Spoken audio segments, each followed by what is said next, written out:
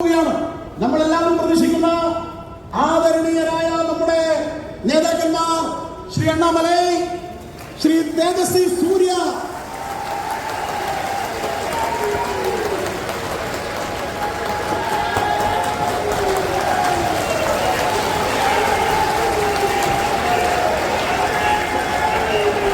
ഭാവി ഭാരതം കാത്തു നിൽക്കുന്ന ദക്ഷിണേന്ത്യയിലെ രണ്ട് ചക്രവാള സീമയിൽ ഉദിച്ചുയർന്ന രണ്ട് ധ്രുവ നക്ഷത്രങ്ങൾ ഒരുപോലെ ഒരേ സമയം ഇതാ ഈ വേദിയിൽ വന്നിരിക്കുകയാണ്. നമ്മളെല്ലാവരെയും വലിച്ചെടുപ്പിച്ചിരിക്കുന്നത് അയ്യപ്പ വിശ്വാസമാണ്, അയ്യപ്പനെയുള്ള വിശ്വാസമാണ്. ഈ വിശിഷ്ടാതിഥികൾ ഇവിടെ വന്നിരിക്കുന്നതും അയ്യപ്പന്റെ കീർത്തിയും യശസ്സും അയ്യപ്പനുള്ള വിശ്വാസവും കൊണ്ടാണ്, ഭക്തന്മാരായി തന്നെയാണ് അവരിവിടെ വന്നിരിക്കുന്നത്. ഞാൻ ദീർഘിപ്പിക്കുന്നില്ല. അങ്ങനെ ഒരു സാഹചര്യത്തിൽ ഇവിടെ ദേവസ്വം ഭരിക്കുന്ന ആളുകൾ അവർ നടത്തുന്ന തെറ്റായ സമീപനങ്ങളെല്ലാം നമ്മുടെ മുമ്പിലുണ്ട്. നിരവധി ഉദാഹരണങ്ങളിലേക്കൊന്നും പോകുന്നില്ല. അങ്ങനെ തീവെട്ടിക്കൊള്ള നടക്കുന്ന, പിടിച്ചുപറി നടത്തുന്ന, അധികാരത്തിൽ വന്നു കഴിഞ്ഞാൽ ഭക്തന്മാർ സമർപ്പിച്ചിരുന്ന തുക കട്ടുകൊണ്ടുപോകുന്ന, കോടതി കയ്യോടെ പിടികൂടിയിട്ടും ഉളുപ്പില്ലാതെ ഇപ്പോഴും കോടതിയെയും കുറ്റം പറഞ്ഞുകൊണ്ട് മേലെ നോക്കിയാൽ ഭയമാണ് എന്നാണ് ദേവസ്വം ബോർഡ് പ്രസിഡന്റ് പറയുന്നത്. ഒരു തീരുമാനവും എടുക്കാൻ വിടുന്നില്ല. എന്തുകൊണ്ടാണ് കോടതി ഇടപെടുന്നത്? കോടതി ഇടപെടുന്നത് ഈ അയ്യപ്പന്റെ സമ്പത്ത് മുഴുവൻ കട്ടുകൊണ്ടുപോകുന്നു എന്ന് കണ്ടതുകൊണ്ടാണ്. അങ്ങനെയുള്ള ആളുകളാണ് ഈ കോടികൾ വാരിക്കൊണ്ടുപോകാൻ വേണ്ടി ഈ സംഗമം നടത്തുന്നത് എന്ന് തിരിച്ചറിഞ്ഞുകൊണ്ടാണ്, അങ്ങനെ കിട്ടുന്ന പണം കൊണ്ട് ശബരിമലയുടെ കാനന വിശുദ്ധി ഇല്ലാതാക്കുമെന്ന് ഉറപ്പുള്ളതുകൊണ്ടാണ് ഭക്തജനങ്ങൾ ആകെ പ്രതിഷേധിച്ചത്. അതുകൊണ്ടാണ് അയ്യപ്പ വിശ്വാസമുള്ള ഓരോറ്റ മനുഷ്യൻ പോലും പമ്പാ നദിക്കരയിൽ നടന്ന ആ ഒരു ആഗോള സംഗമത്തിൽ പോകാതിരുന്ന ഒരു ബെഞ്ചിലേക്ക് വിട്ട അത്യപൂർവമായ ഒരു സാഹചര്യം സാക്ഷാൽ അയ്യപ്പന്റെ കൃപ കൊണ്ട്, കടാക്ഷം കൊണ്ട്, അനുഗ്രഹ വർഷം കൊണ്ട് നമുക്ക് എല്ലാവർക്കും നേടാനായത് എന്ന ചരിത്രം നമ്മുടെ മുമ്പിലുണ്ട്. അങ്ങനെ അധികാരത്തെ ഉപയോഗിച്ചുകൊണ്ട്, പോലീസിനെ ഉപയോഗിച്ചുകൊണ്ട്, ഭരണകൂടത്തിന്റെ സർവ്വ സംവിധാനങ്ങളെയും ഉപയോഗിച്ചുകൊണ്ട് ഇവിടെ തെരുവിലിറങ്ങിയ നാമജപം നടത്തിക്കൊണ്ടിരിക്കുന്ന സാധാരണക്കാരായ അയ്യപ്പ ഭക്തന്മാരെ ഗ്രാമഗ്രാമാന്തരങ്ങളിലും നഗരാന്തരങ്ങളിലും തൊട്ട് കാനനപാത മുതൽ ശരണപാതയ്ക്കപ്പുറത്തേക്ക് ശബരീശന്റെ തിരുസന്നിധിയിൽ വരെ, ശബരിമല ക്ഷേത്രത്തിന്റെ തിരുസങ്കേതത്തിൽ വരെ നാമജപം നടത്തിയ ആളുകളെ അതിക്രൂരമായി മർദ്ദിച്ച് പിടിച്ച് ജയിലടച്ച് എല്ലാ തരത്തിലുള്ള പീഡനമുറകളും അടിച്ചേൽപ്പിച്ച്, അങ്ങനെ കേരളത്തിന്റെ ചരിത്രത്തിലെ ഏറ്റവും വലിയ ഭരണകൂട ഭീകരത ഈ നാട്ടിൽ അടിച്ചേൽപ്പിച്ച ആ ഒരു സാഹചര്യം, ആ സാഹചര്യത്തിലാണ് ഇവിടുത്തെ മുഖ്യമന്ത്രിയും ഇവിടുത്തെ മന്ത്രിമാരും അന്നത്തെ നേതാക്കന്മാരും എല്ലാം വളരെ വളരെ പരിഹാസപൂർവം ഇവിടുത്തെ ഭക്തജനങ്ങളെ, നാമജപത്തെ, ഭക്തജനങ്ങളുടെ ആവശ്യങ്ങളെയെല്ലാം ആക്ഷേപിച്ചുകൊണ്ട്, അപമാനിച്ചുകൊണ്ട്, അവഹേളിച്ചുകൊണ്ട് രംഗത്ത് വന്ന് വലിയ നവോത്ഥാന നായകന്മാരാകാൻ വേഷം കെട്ടി, ചട്ടം കെട്ടി അങ്ങനെ നിന്ന സന്ദർഭത്തിലാണ് സുപ്രീം കോടതിയുടെ ആ വിധി ഉണ്ടായത്. ഒരുപക്ഷെ കേരളത്തിന്റെ ചരിത്രത്തിൽ ഒരു ഭരണകൂടത്തെ, സർവസന്നാഹവുമായി വന്ന ഒരു ഭരണകൂടത്തെ, ഭീകരതയുമായി വന്ന ഒരു ഭരണകൂടത്തെ, CPM പോലുള്ള ഒരു പാർട്ടി അതിന്റെ സർവശക്തിയും കൊടുത്ത് പല്ലും നഖവും ഉപയോഗിച്ച് ക്രൗര്യത്തെ മുദ്രകളെല്ലാം പുറത്തെടുത്ത് മുന്നോട്ട് വന്ന ഒരു സാഹചര്യത്തിൽ യാതൊരു തരത്തിലുള്ള ആലംബവുമില്ലാതെ, ഒരു തരത്തിലുള്ള സഹായവുമില്ലാതെ ഭക്തജനങ്ങൾ ഉള്ളൂരുകി നെഞ്ചു പൊട്ടി വിളിച്ച ശരണമന്ത്ര ഘോഷത്തിന്റെ സഹായം കൊണ്ട് മാത്രം അതിനെ ചെറുത്തു തോൽപ്പിച്ചത് എന്ന ചരിത്രം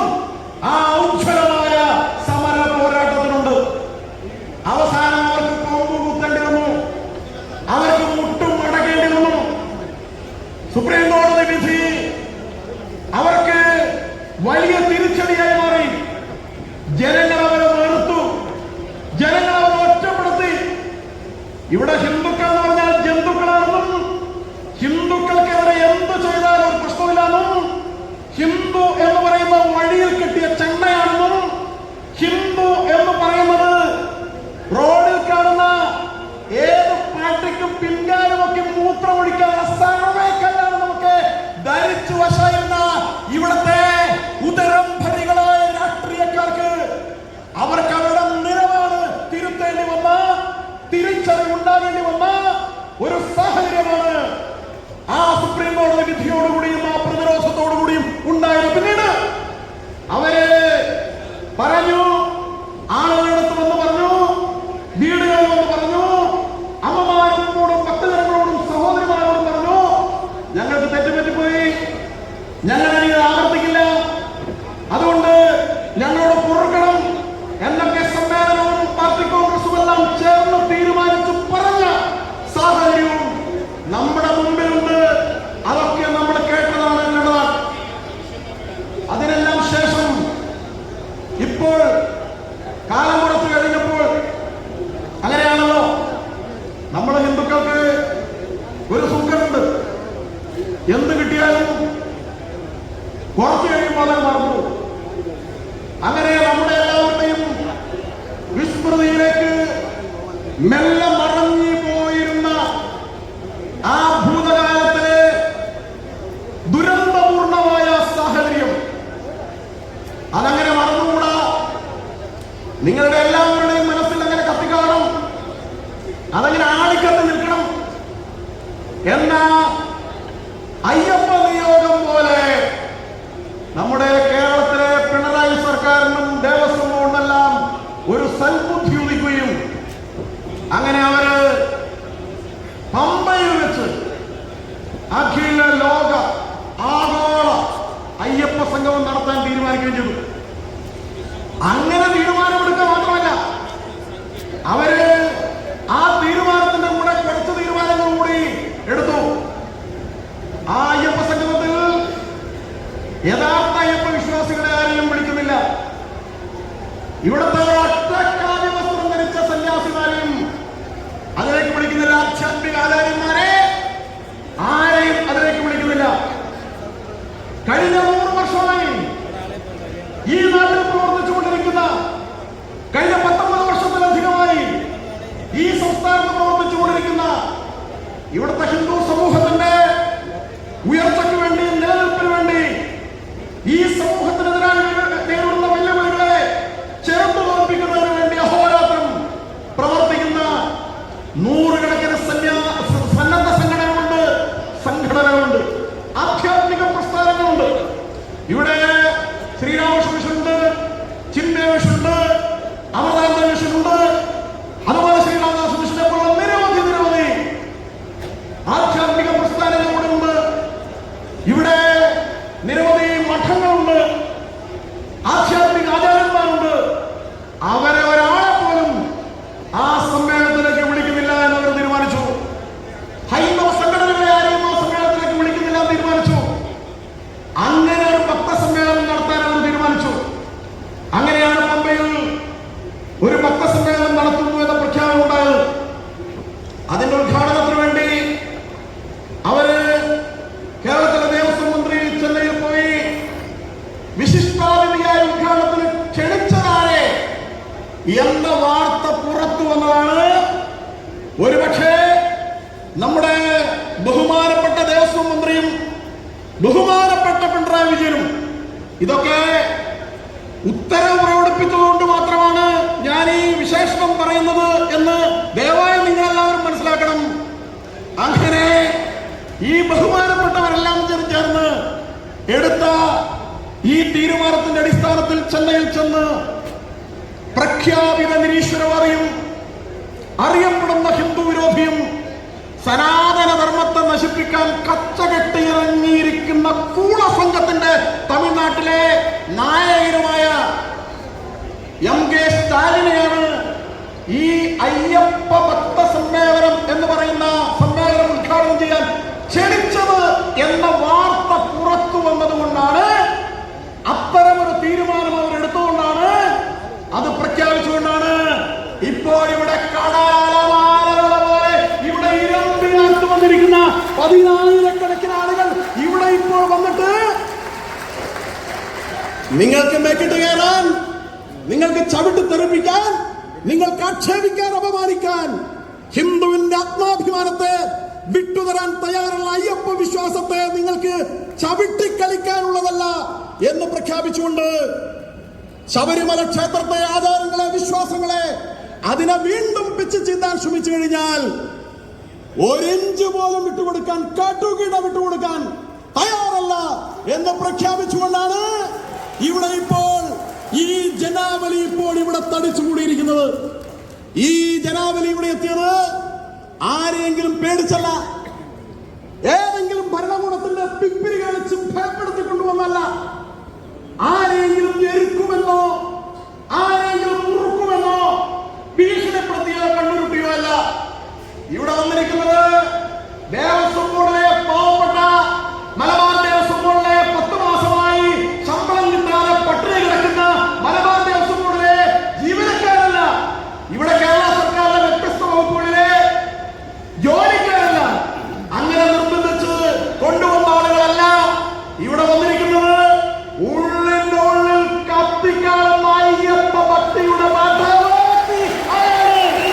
ഇവിടെ ഈ ജനാവലി ജനതറി ഇവിടെ തടിച്ചുകൂടിയിരിക്കുന്നത് എന്ന് കണ്ണുണ്ടെങ്കിൽ നിങ്ങൾക്ക് കാണാവുന്നതാണ്.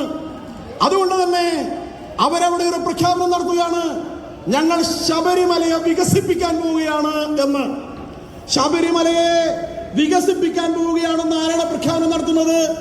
അതിനുവേണ്ടി ഞങ്ങൾക്ക് 1000-ലധികം കോടി രൂപ വേണമെന്ന് 1300 കോടിയുടെ ഒരു പ്രൊജക്ട് ഇതാ ഞങ്ങൾ തീരുമാനിച്ചിരിക്കുന്നു. അതുകൊണ്ട് പണം വേണം എന്ന് പറഞ്ഞ് നമ്മുടെ ദേവസ്വം മന്ത്രിയെല്ലാം എന്ന് പറഞ്ഞുകൊണ്ട് ഓരോ സംഘവും പ്രഖ്യാപിക്കുകയാണ്. അതുകൊണ്ട് പണമുള്ള ആളുകൾ അവിടത്തേക്ക് വരണം.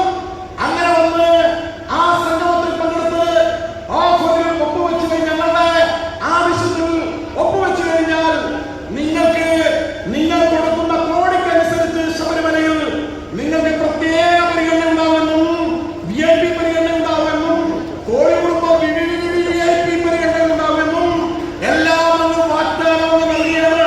നിങ്ങൾക്ക് പ്രത്യേക പ്രിവിലേജ് കാര്യമുണ്ടാവും. നിങ്ങൾക്ക് മുമ്പിൽ വന്ന് ദർശനം നടത്താം. ബാക്കി വരുന്ന ഈ പാവപ്പെട്ട കോയലും രാമനും കുഞ്ഞിരാനുമെല്ലാം എവിടെയെങ്കിലും പോയി തുണിയത്തെ പടക്കാൻ വന്ന് അയ്യപ്പനെ മുമ്പിൽ വന്ന് പണം കൊടുത്ത് നേരിട്ട് ദർശനം നടത്താനുള്ള സൗകര്യമില്ല. ഞങ്ങൾ ഒരുക്കുകയാണ്, വരുവിൻ, പണം സമർപ്പിക്കുവിൻ എന്നായിരുന്നു ആഹ്വാനം, എന്നായിരുന്നു ആ ആളുകൾക്ക് നൽകിയിരിക്കുന്ന വാഗ്ദാനം. അതിന്റെ അടിസ്ഥാനത്തിൽ സമ്മേളനം സംഘടിപ്പിക്കുമ്പോൾ തത്വമസി എന്ന ഏറ്റവും ഉദാത്തമായ ചന്ദ്രോപനിഷത്തിലെ ഏറ്റവും മനോഹരമായ, ഒരുപക്ഷെ ഭാരതത്തിന്റെ ആധ്യാത്മിക ചരിത്രത്തിലെ, ആധ്യാത്മിക പദാവലിയിലെ ഏറ്റവും മനോഹരമായ ഒരു വാക്കാണത്. 4 പേരങ്ങളിൽ 4 മഹാവാക്യങ്ങളുണ്ട്. ആ 4 മഹാവാക്യങ്ങളിലെ എല്ലാ മഹാവാക്യങ്ങളുടെയും അന്തരാർത്ഥങ്ങളും അതിന്റെ പൊരുളും സമാനമാണ്. വ്യത്യസ്തമായ സാഹചര്യത്തിലാണ് അത് ഉപയോഗിച്ചത് എന്ന് മാത്രം. അതിലേറ്റവും സമ്മോഹനമായ ഒരാശയമാണ് തത്വമസി എന്ന്. ഈ പ്രപഞ്ചത്തിൽ എല്ലായിടത്തും എണ്ണ പോലെ വിളവരിച്ചു കിടക്കുന്ന സാക്ഷാൽ പരാശക്തിയുടെ ബ്രഹ്മശക്തി, ആ ബ്രഹ്മശക്തി എല്ലാവരിലും ഒരുപോലെ ഉണ്ടെന്നും എല്ലാവരിലും എല്ലാറ്റിലും ഉണ്ടെന്നും എന്ന് എല്ലാവരിലും ഈശ്വരാംശം ഉണ്ടെന്നും പ്രഖ്യാപിക്കുന്ന സനാതന ധർമ്മത്തിന്റെ സമ്മോഹനവും പ്രോജ്വലവുമായ പ്രഖ്യാപനമാണ് തത്വമസി. എല്ലാവരും ഒന്നാണ്, എല്ലാവരും ഒരുപോലെയാണ് എന്നാണ് അദ്വൈതത്തിന്റെ സാക്ഷാത്കാരമായ ഏറ്റവും മനോഹരമായ ഭാവാത്മകമായ ഒരു പ്രഖ്യാപനമാണ് തത്വമസി എന്ന മഹാവാക്യത്തിന്റെ പ്രഖ്യാപനം. ആ തത്വമസി എന്ന മഹാവാക്യത്തിന്റെ ആന്തരിക ചോദനയുടെ അന്തസത്തയെ സമ്പൂർണ്ണമായി കൂത്തിക്കീറി വലിച്ചെടുത്തുകൊണ്ടാണ് അയ്യപ്പന്റെ തിരുസന്നിധിയിൽ അവിടെ വ്യത്യസ്തമായ രീതിയിലുള്ള തട്ടുകളിലൂടെ ഭക്തരെ വേദനിക്കാൻ, അവിടെ ഭക്തജനങ്ങൾക്ക് വെവ്വേറെ ക്യൂ അല്ലെങ്കിൽ അവർക്ക് ഭക്തന്റെ മുമ്പിൽ വെവ്വേറെ പരിഗണന നൽകാനുള്ള ഒരു ദുഷിച്ച തീരുമാനം